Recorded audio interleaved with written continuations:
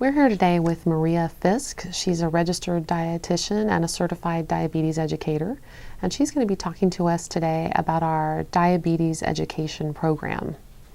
Maria, can you tell us how many people might be suffering from diabetes?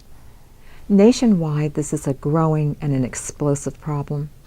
There are more than 25 million people who suffer from diabetes. 18 million know that they have diabetes. And there's another about 7 million who have no idea that they have diabetes. They have been undiagnosed. And what is the difference between type 1 and type 2 diabetes? Type 1 diabetes is the type of diabetes that generally affects very young children, and it is a lifelong series of dealing with insulin throughout one's life. Type 2 diabetes is the kind of diabetes that people are able to control through pills, through lifestyle, sometimes insulin, sometimes other injectables. And can you tell me what types of tests are used to help diagnose patients on whether or not they have diabetes? This is really the key.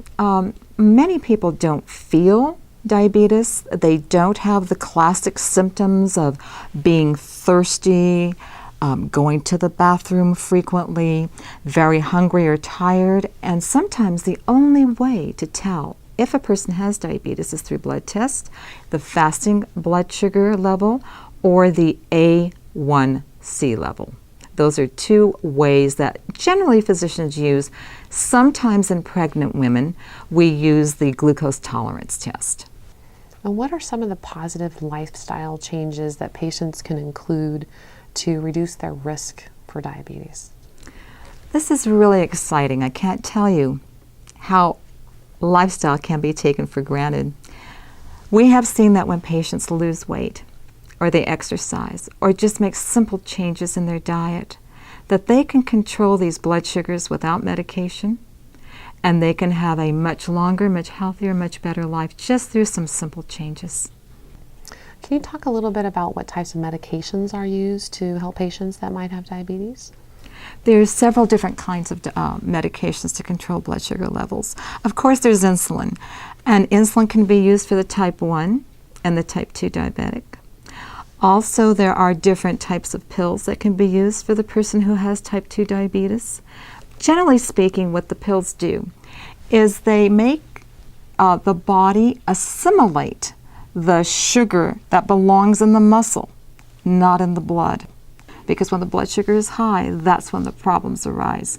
So many of these pills take the sugar out of the blood and get it into the muscle. Maria, I understand that Providence St. Joseph Medical Center has received the Joint Commission's certification for advanced inpatient diabetes management. Can you tell me what that might mean? We are extremely proud of that designation. And that just gives us more of a clout and more of a standing in the medical community.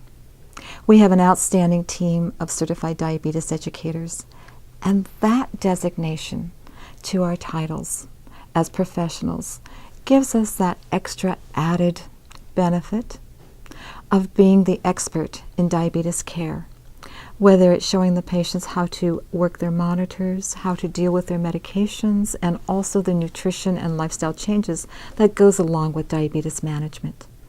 And what are some of your unique or professional qualifications that you bring to the program? We've had a long-term staff here that are certified diabetes educators. Some are nurses and some are dietitians. For example, I've been here for 30 years. I love what I do. It is my passion to speak to patients one-on-one, to help them really understand how to take control of their diabetes, how to change their lifestyle habits, and improve their blood sugar levels. And a little personal background, since both of my parents were diabetic, I also have that risk. So in that way, I can share with patients what our family went through, and this can also bring to them an example of, you can manage this thing. It's nothing to be fearful of. Why would someone seek to have their treatment or their services performed at Providence St. Joseph Medical Center?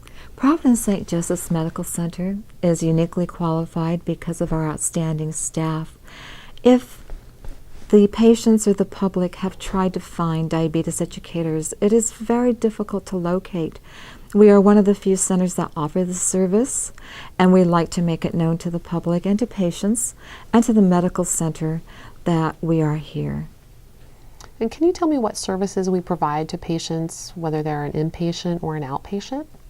Yes, Jennifer. We're here for our patients. We have a team of nurses that are diabetes educators that when the patient is admitted to the hospital, we visit them.